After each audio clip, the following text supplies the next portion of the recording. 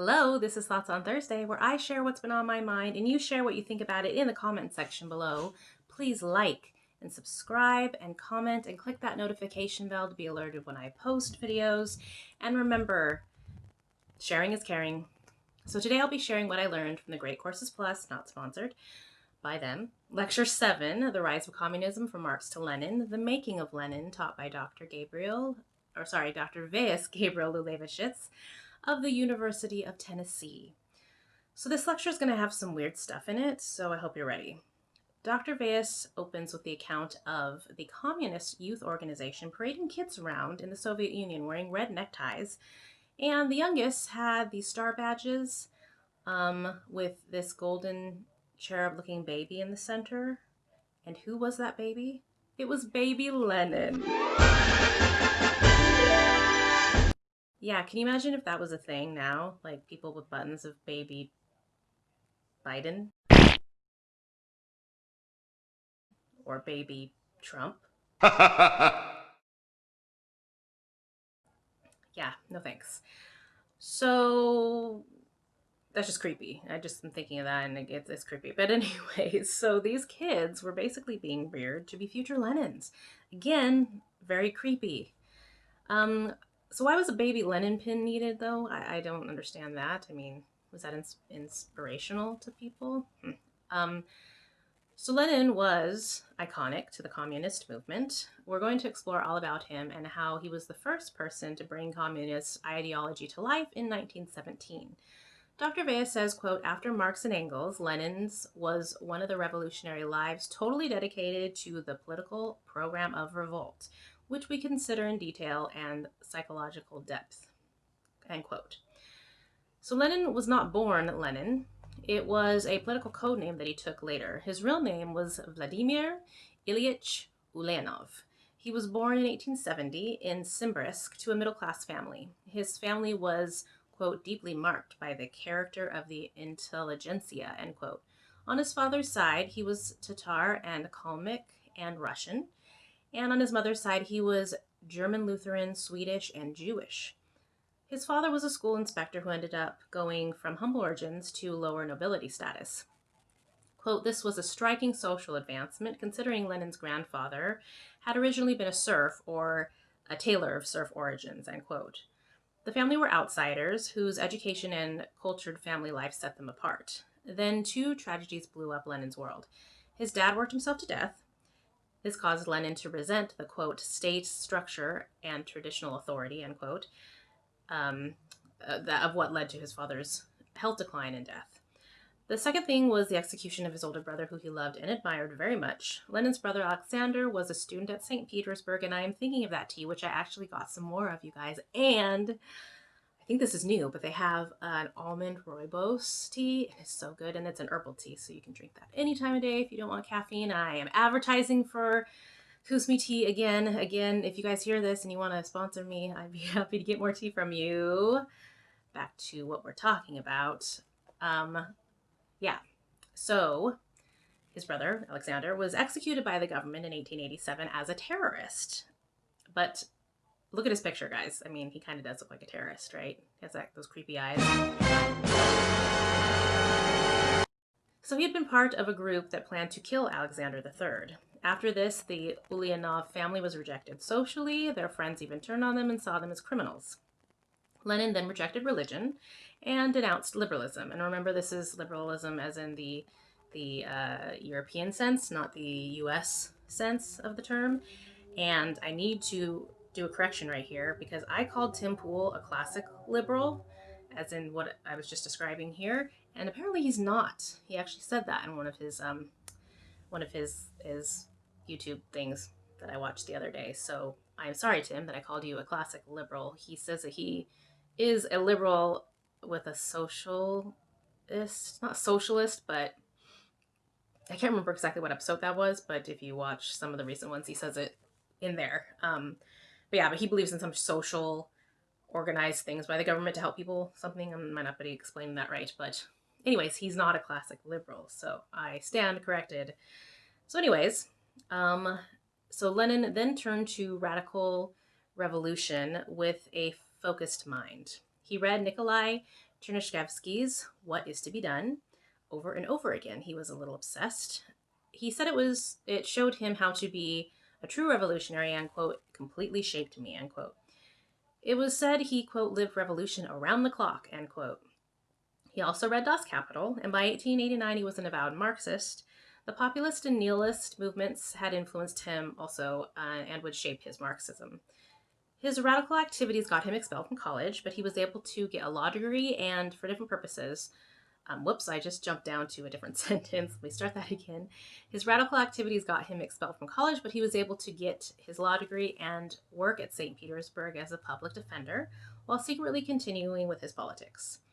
No one knows why he chose the name Lenin as a pseudonym. Apparently, he had many different names for different purposes, but Lenin was what he became famous as.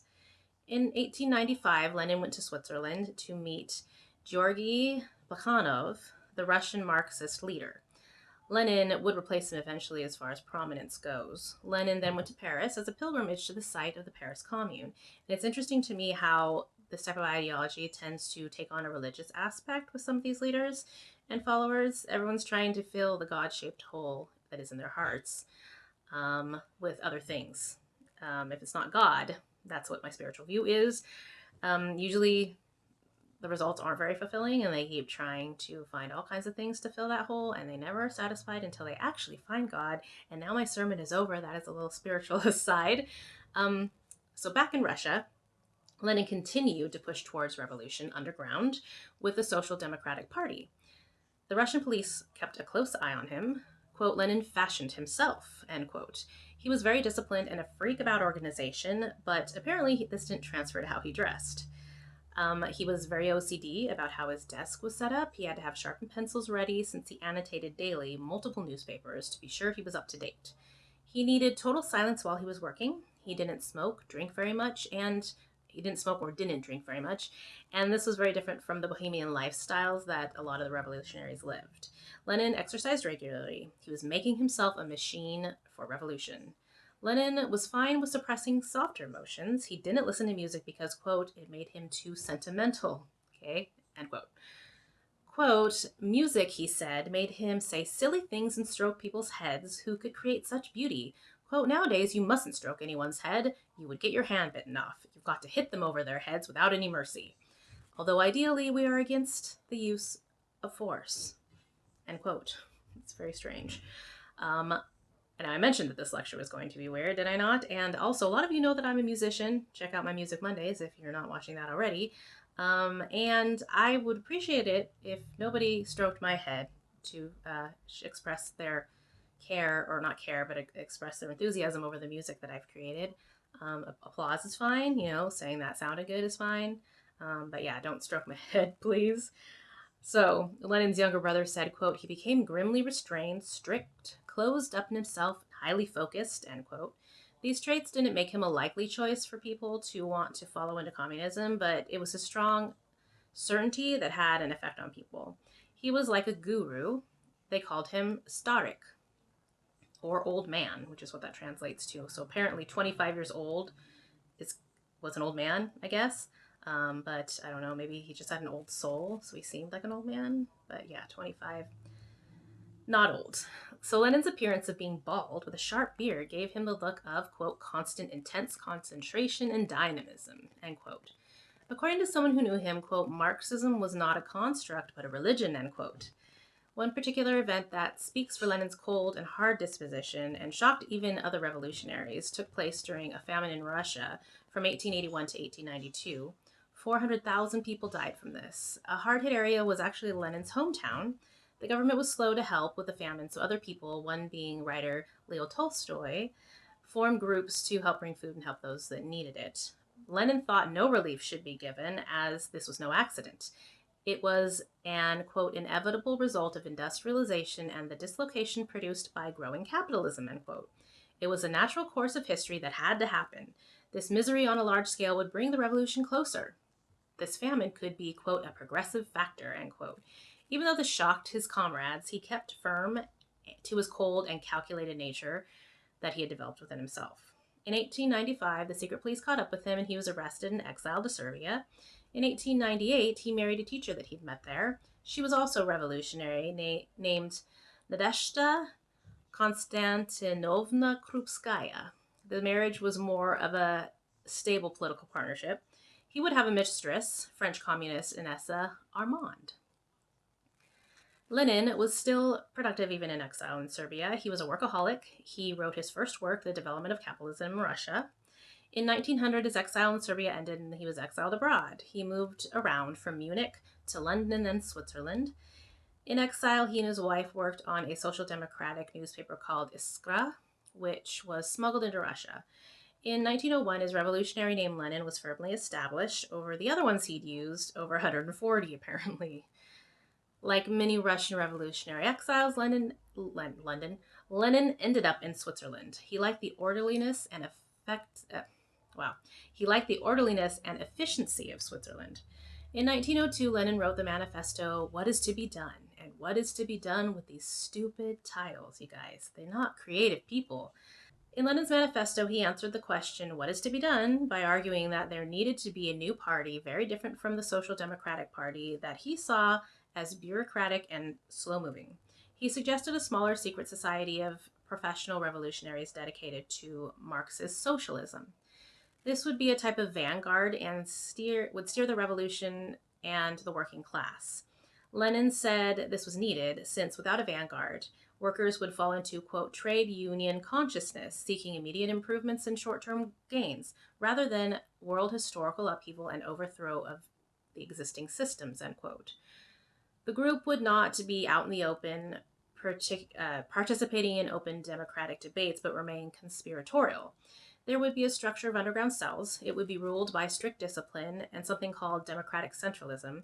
That phrase meant something very specific. Quote, free debate and discussion before the party resolved on a course of action, but then afterward, total obedience to the party line. End quote. So Lenin's writing was against those that were for spontaneous revolutionary spirit of the working class, not seeking organization. It also targeted those Lenin called economists who wanted incremental change rather than chaos now. Lenin declared, quote, the working class revolutionary must also become a professional revolutionary, end quote. Lenin did not want to wait around. He was impatient and wanted to take action now. Lenin took Marxist ideas and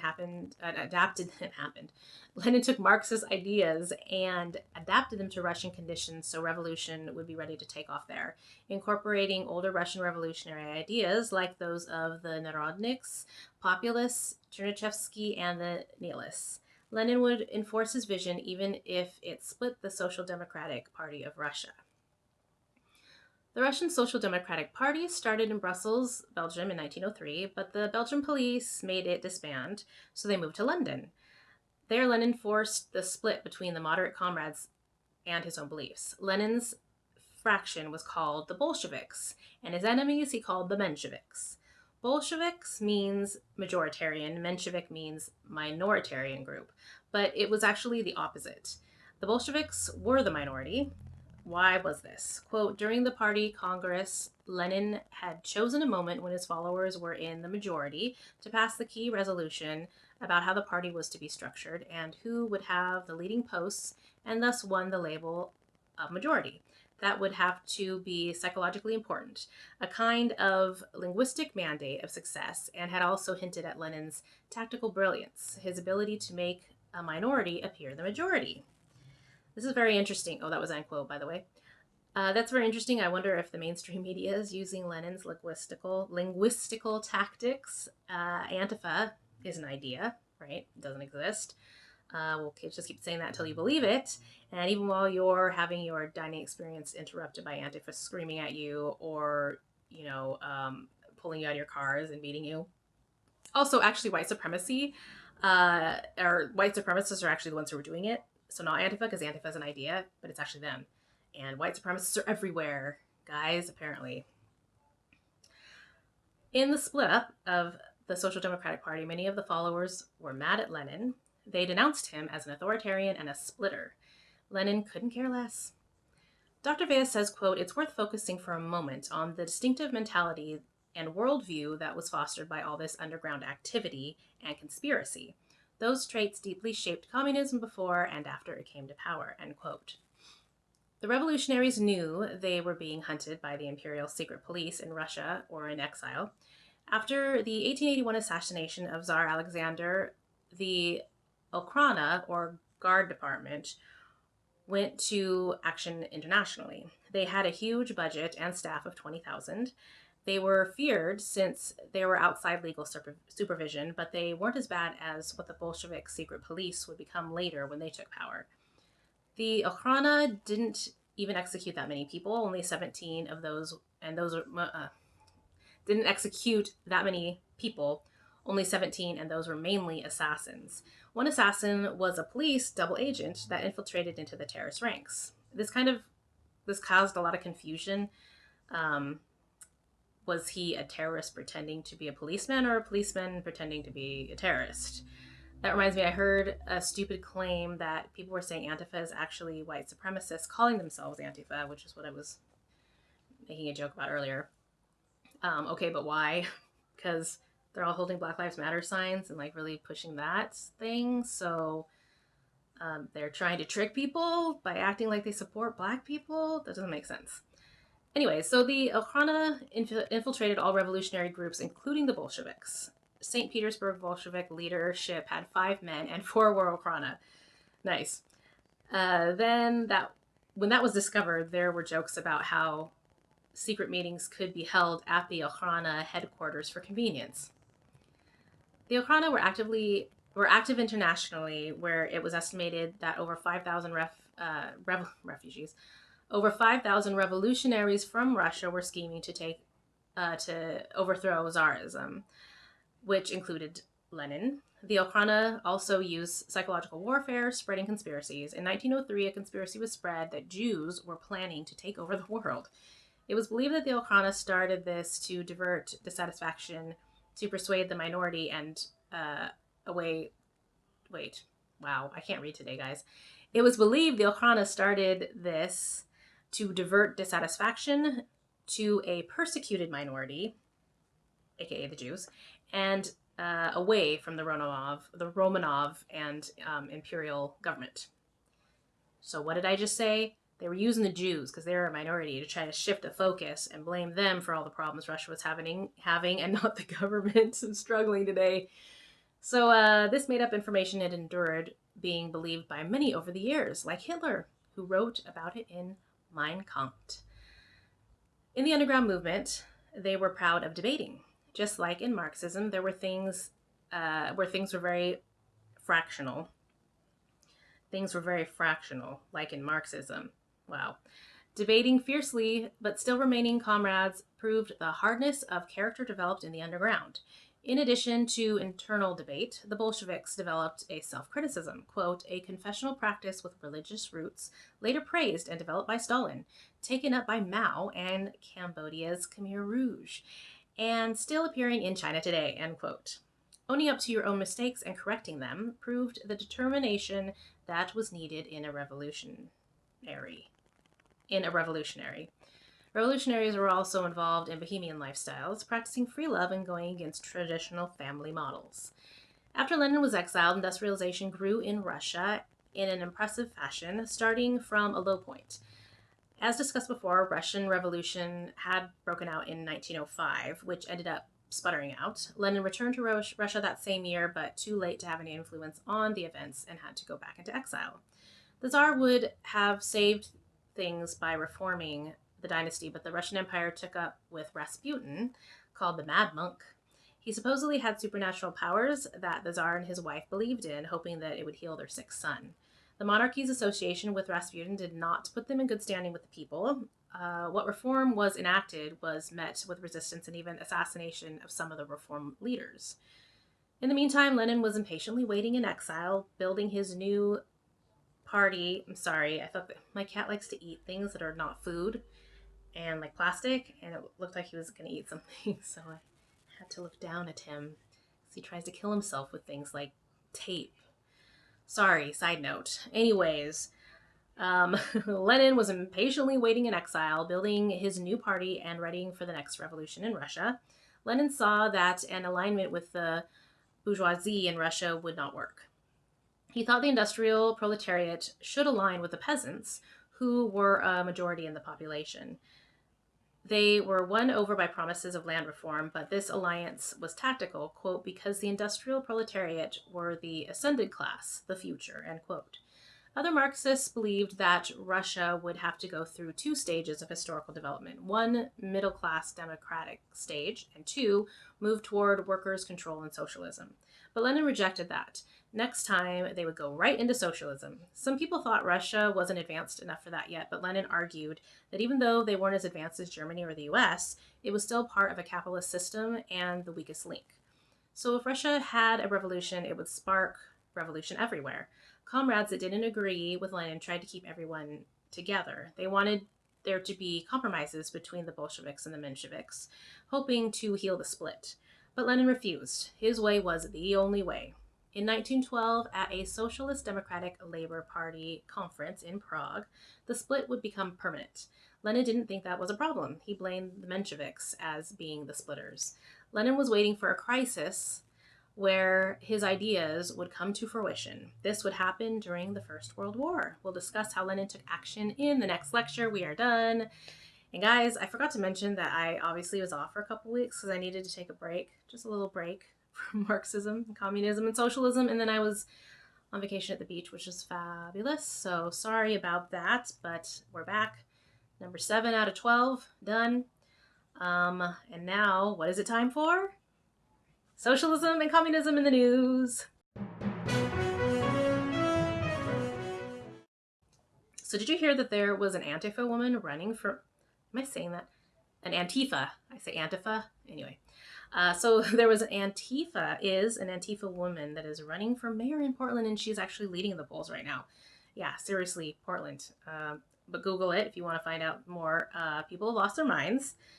I mean, do you think electing a member of Antifa is going to help with things? I mean, maybe they're trying to think that if she is voted in, Antifa will stop.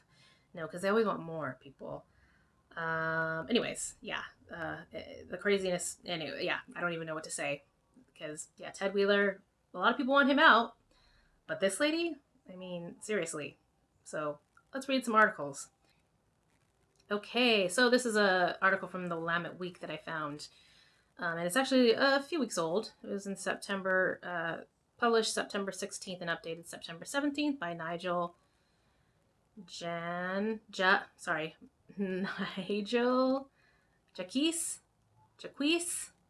don't know if I'm pronouncing that right or not, so apologize if I have, but the article is titled, Portland voters are fed up with Ted Wheeler, but are they ready for Sarah Iannarone?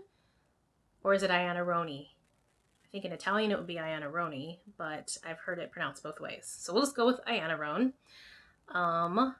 So the subtitle here is, few have latched onto the energy of protests more than Iannarone, who has been on the front lines dozens of times, refers to herself as a everyday anti-fascist, and has declared, I am Antifa. So I was listening to, I think it was Andy No today, talking about her leading in the polls in Portland for mayor, and he said that she claims that when she says I am Antifa, she says, well, Antifa is a concept, and of course I'm anti-fascist or whatever, but apparently, like if you look at her Twitter and stuff, she seems very much actual Antifa, and I guess says some of the stuff they say and uses symbolism they use. I don't know. I haven't actually looked at the tweets myself. I have looked at her Twitter page, but I didn't look too deep into it, so you can check that out and see. But this article goes on to say, a little more than 4 years ago, Sarah Iannarone, an unknown Portland State University bureaucrat, launched a long-shot bid for mayor, preaching the value of sustainability and smarter transportation and land use policies. She finished third behind Ted Wheeler and former Multnomah County Commissioner Jules Bailey. This year, Iannarone, 47, is back and running a far more aggressive campaign, pounding Wheeler and the Portland Police Bureau on social media. Quote, goddamn tired of watching reporters, medics, legal observers, peaceful protesters, and yes, vandals getting targeted, arrested, and assaulted by Portland police. End quote. Sorry, I'm so used to end quoting and I didn't quote there.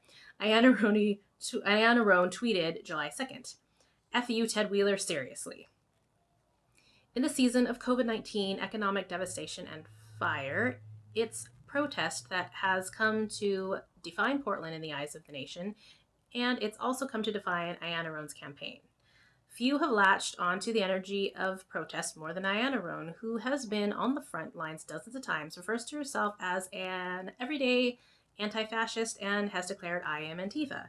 Ayanna Roan, a neighborhood activist, policy wonk, and long-time student of what makes cities succeed, hopes to defeat Wheeler, 58, who in turn hopes to become the city's first two-term mayor since the late Mayor Katz.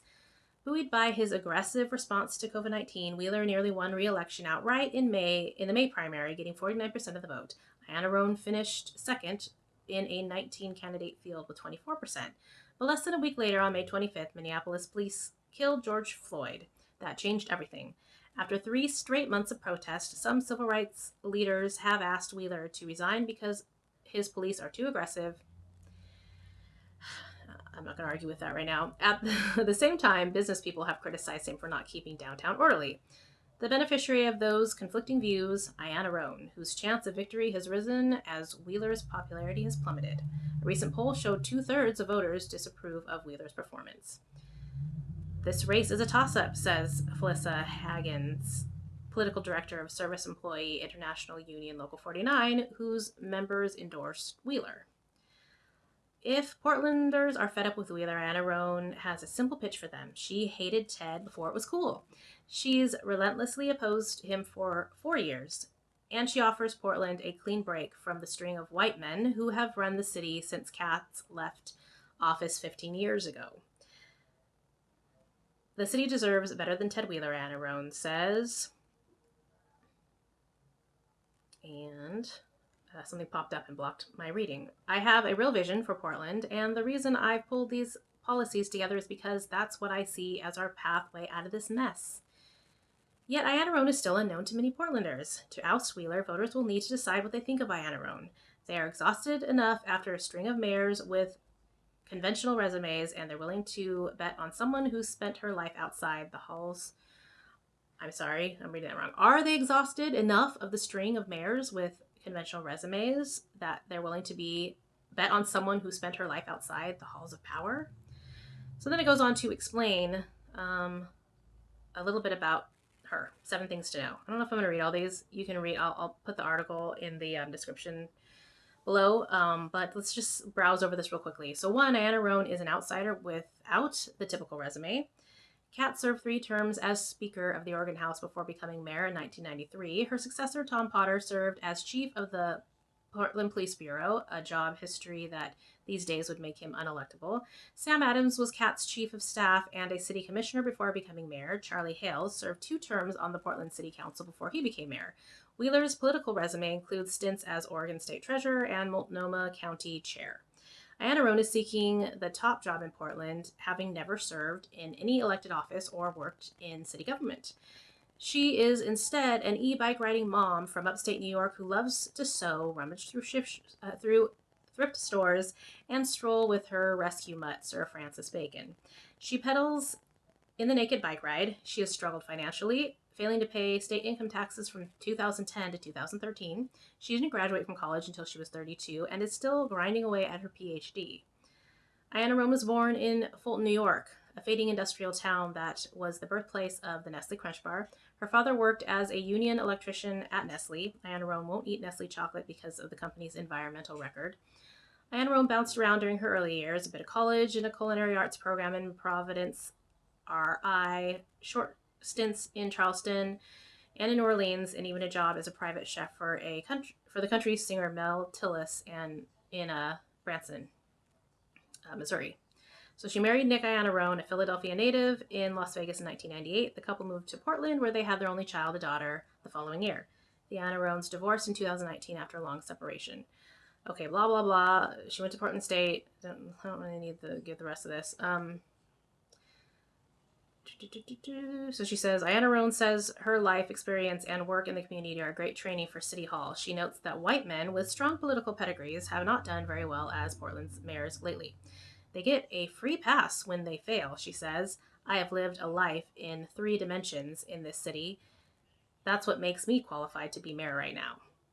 Okay, number 2 thing to know about her: she, an outsider, has beaten an incumbent Portland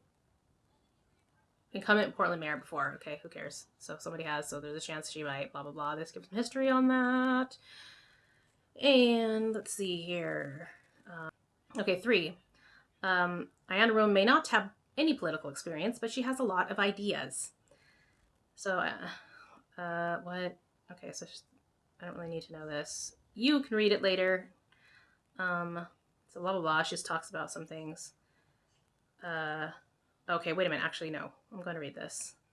So in 2006, Ayanna Rome began pursuing a PhD in urban studies at PSU. Adam Davis, a founder of DHM Research, who now heads the Oregon Values and Beliefs Center, advised Ayanna Rome on research techniques for her graduate work. She's smart and very passionate about issues, says Davis. She can be laser focused, and she's a hard worker. In 2008, she co-founded a new nonprofit at PSU called First Stop Portland. First Stop provided tours of the city for foreign delegations curious about Portland's approaches to architecture, land use, sustainability, transit, and other endeavors. The tours showcased Portland's leading thinkers and most innovative business. Blah, blah, blah. Okay, I don't really need to know this. There's something I saw in here. Oh, yeah. Her top priority is ensuring Portland is carbon neutral by 2030. And she has other plans, which include undoing the constitutional ban on real estate transfer taxes to finance new housing. She'd also expand the Portland Clean Energy Fund, take the city's money out of commercial banks to create a city-owned bank, and establish a municipal high-speed internet service. Ayanna Rome is comfortable discussing details as granular as how to create a renter bailout fund. She'd double the tax on Airbnb from 2% to 4%. She wants to legalize all sex work and let anybody, not just citizens, vote in city elections. While federal law prohibits non-citizens from voting in federal elections, states and cities are free to make their own decisions, her platform says. If elected, Ayanna Rome says she'd draw an immediate contrast to Wheeler by granting Commissioner Joanne Hardesty wish to command the police bureau and teaming up with Multnomah County District Attorney Mike Schmidt to investigate police violence during the protest. She figured out a way to keep right-wing extremists from fighting in Portland streets. Oh my gosh. Yes, that happens, but not as much as, okay, I've talked about this before, but seriously, Antifa has been the ones running crazy for over 130 days or whatever it is, and there's only been a few times that Patriot Prayer or whoever has come out, and there's been some scuffles, but literally this whole time it has been Antifa. Stop. Anyway, so yeah, blah blah. She can take credit for a signature accomplishment, the Arleta Triangle. In 2005, Ayanna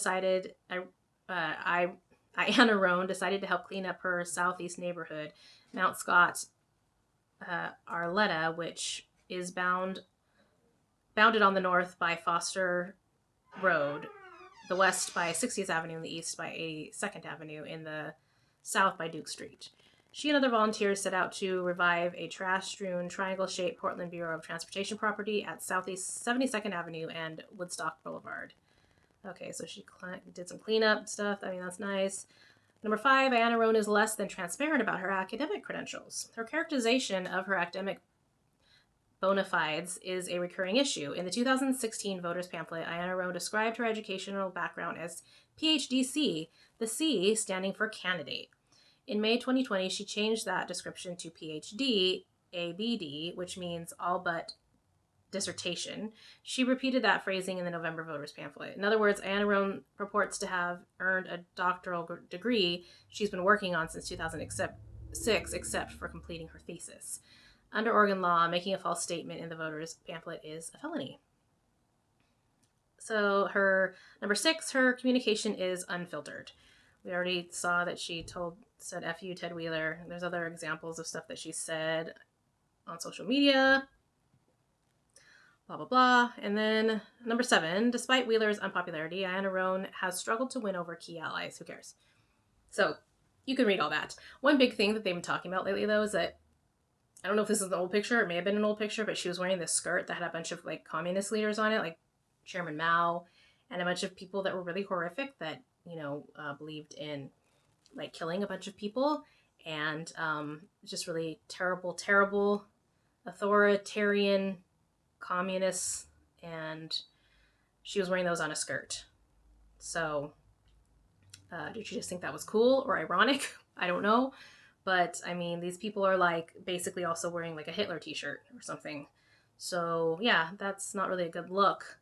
Um, so yeah, I mean, is she anti-fascist in her beliefs? Yes, but is she Antifa as well? So yeah, I can't imagine somebody who claims to be Antifa, but I can actually. I can't imagine that happening in Portland. But guys, don't vote that way. I don't want to see Portland get worse. Anyways, that's all. That's all for communism, socialism in the news. I may have mixed that up earlier and said socialism and communism, but who really cares?